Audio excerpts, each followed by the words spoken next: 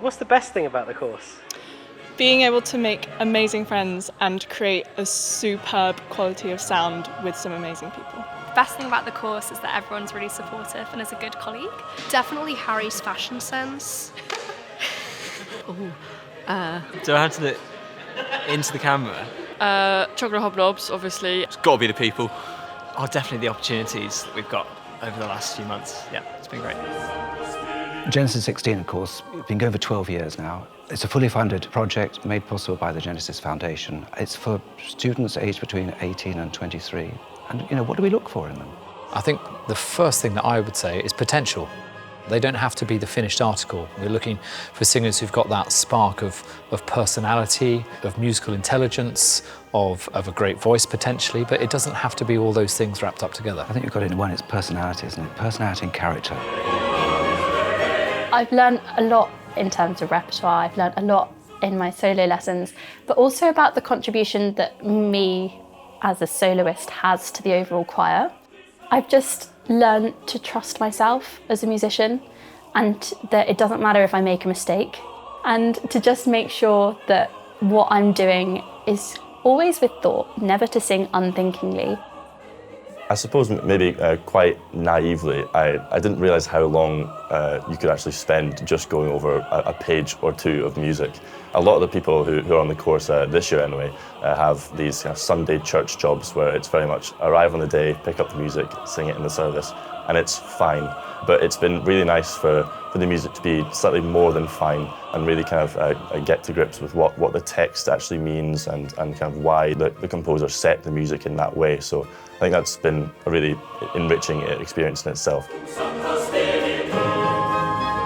I think the individual voice lessons are a brilliant addition. It lets that student just have a half-hour one-on-one and a bit of space away from the cohort and find out how they're getting on.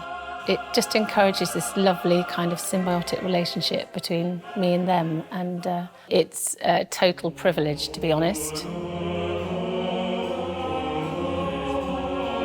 Of course, the music and the singing is front and centre for these courses, but one of the other benefits that we've seen with so many of the cohorts across the years is how people make friends for life. I mean, it's a real bonding experience. And the journey that the singers go on over the course of the year through the 4 courses, I mean, it's extraordinary, isn't it? And you can see those bonds forming really quite quickly. We're like one massive family. You all know you're here for the same reason. You're all like-minded people just sharing in singing, sharing in music. It's kind of life-affirming and also reassuring to know that the future of choral singing and of music making is bright. Today I'm doing a talk on vocal health for singers, but also mindfulness specifically for singers. It's really important that we offer a holistic package, and post-COVID in particular, it's really important that we are looking after them and their well-being.